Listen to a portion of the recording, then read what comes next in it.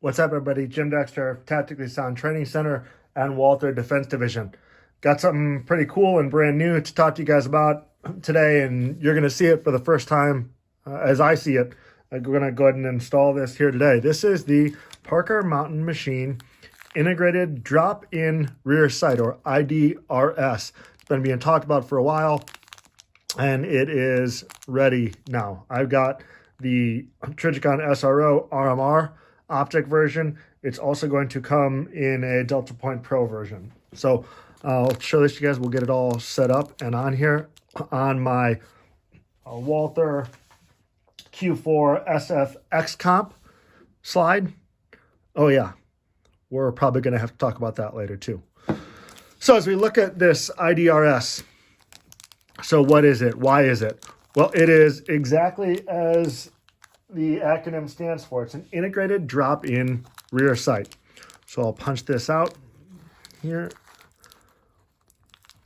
So what we have here is a rear sight that is going to drop right into the rear of the housing of the SRO or the RMR, if I was using that. Why an SRO on this one?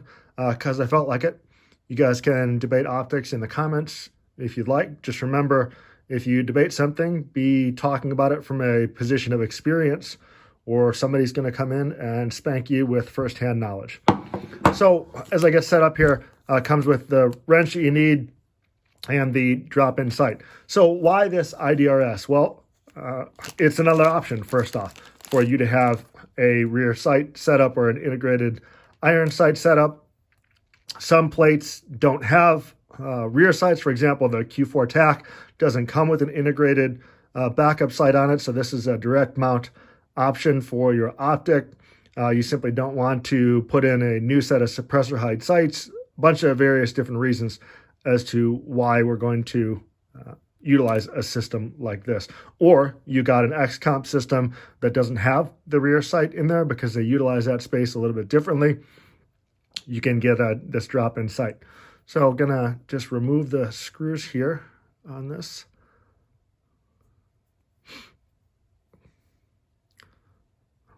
Slide these right out. Let's go ahead and leave that one attached on there. And I'm going to drop in the rear sight with the flat portion. You can see the shape of this here with the flat portion at the back of the optic.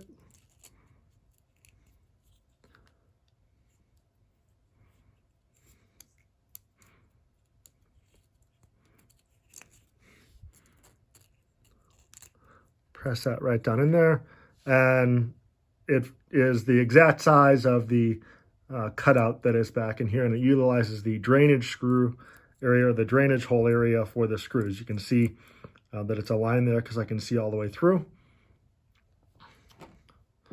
Take this first one here, slide that in there. Remember that counterclockwise rotation until you feel it click in. Just one turn there to get it threaded in there and get it going. And drop this in the other side. In the instructions, PMM recommends putting some pressure down on it so that it stays seated. You can't tell, but I needed to do that so that it would drop down in there.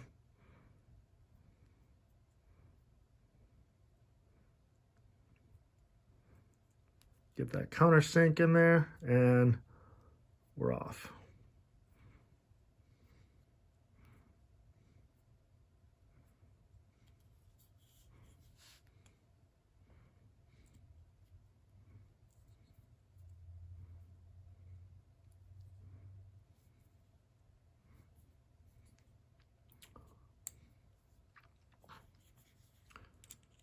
So I think this is going to be a great option for folks who either don't have backup sights, or you're running a platform that doesn't have one readily available.